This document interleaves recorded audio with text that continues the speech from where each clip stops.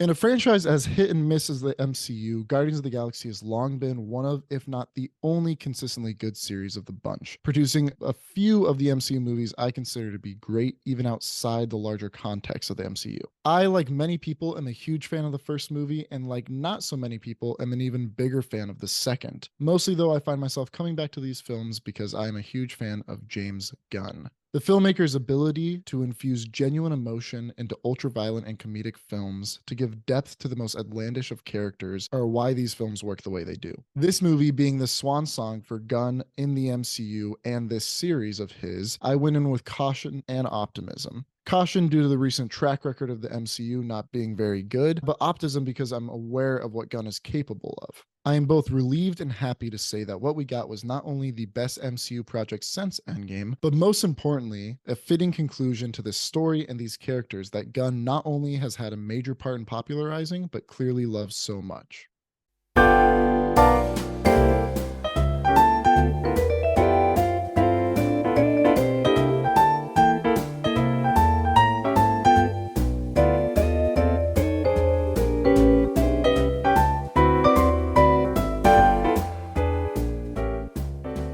Guardians of the Galaxy Volume 3 picks up with our Guardians on their now base of nowhere as they recover from the recent loss and then return of Gamora. After the team is struck in an unexpected attack, they must rally to save not only the universe, but one of their own.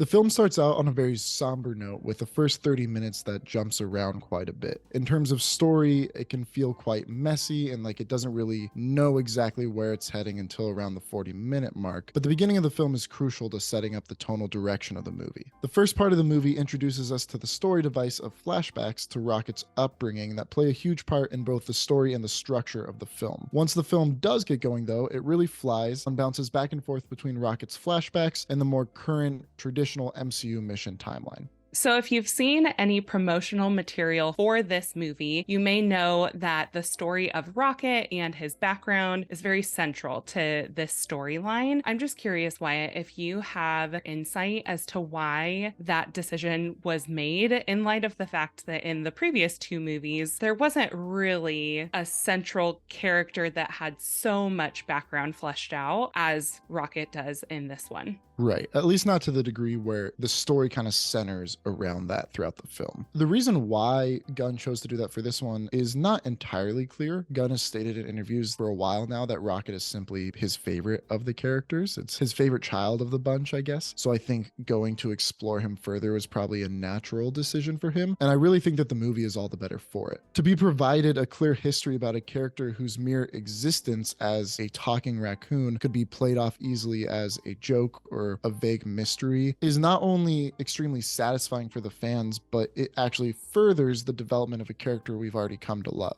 These scenes are done really well with lighting and tone that plays both nostalgia for one's past and also elements of horror as it delves into the darker parts of Rocket's past. The cuteness of Rocket's animated childhood friends and the warm coloring of these scenes seems to deliberately mask the trauma that Rocket is experiencing due to the terrible ways he was treated as a young raccoon. Now, it's not saying that these scenes aren't harsh, they certainly are, and when it goes dark, it cuts even deeper because of that. The scenes will certainly be tough to watch for most people, especially those sensitive to animal cruelty, but it's refreshing to see something this raw and honest from a franchise that is historic for avoiding the darker parts of its universe. I appreciate the fact that James Gunn did dive into Rocket's story. I think I've always seen Rocket as this sassy, harsh character, and to be able to see his past and how he came to be, it gives a lot of sympathy to his character, which I think contributes even more to the love that you have for the characters.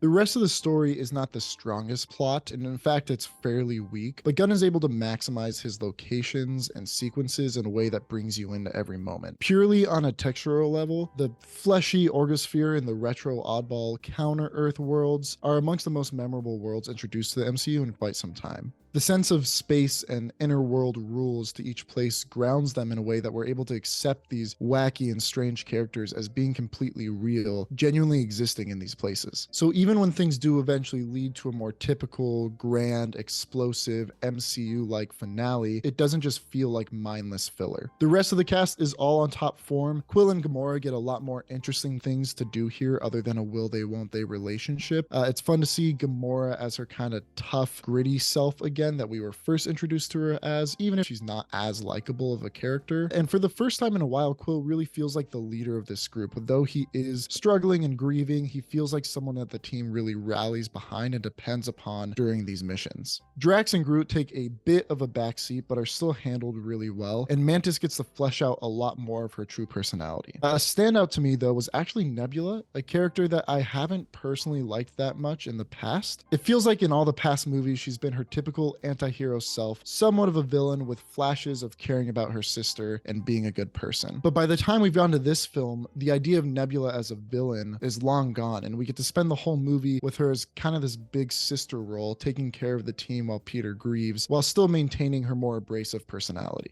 The villains in this movie are really the only way I specifically see Marvel's negative influence on the film, needing to fulfill the promises of past entries and wanting to tell this new specific story. Gunn does overstuff the movie a little bit with characters, especially on the villain side. I didn't hate Warlock like some people did, but he's certainly underutilized, and his mother serves no purpose in the story. You can feel that they both really didn't have a place here, but felt like they needed to be shoehorned in. Our main villain, the High Evolutionary, is a much more interesting character, but can devolve into kind of a typical screaming maniac, especially towards the film's latter act. Additionally, his pure cruelty to characters in the film might prove really tough for some people to watch. Gunn's roots in horror certainly show here with acts and moments of violence that have yet to be seen in the MCU before this. It isn't the craziest or most violent movie ever, but considering that these are ultimately kids' movies and it does have a PG-13 rating, people need to remember that at the end of the day, Gunn is a provocateur who will push whatever envelope he's given. While the action-heavy sequences of the film are mostly reserved for the beginning and end of the story, it is solid when present, especially a really well-done oneer of a hallway fight near the end of the film that I know I will return to from time to time just to watch on YouTube whenever I feel like it. The movie is certainly the least funny of the three, but it still provides plenty of laughs. It's ironic that the series that started and popularized the tongue-in-cheek, quippy writing that is now ruining the MCU has given us its most objectively sad movie to date.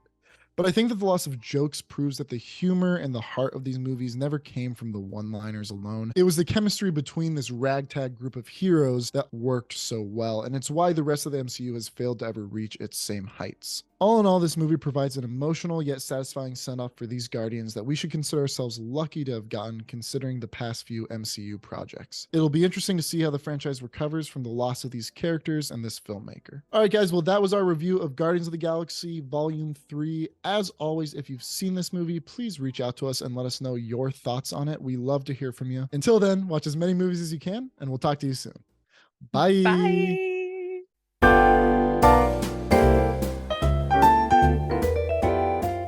I would say at this point is that these are some of my favorite characters, so I'm sad that they're gone now because I don't really care about anyone else.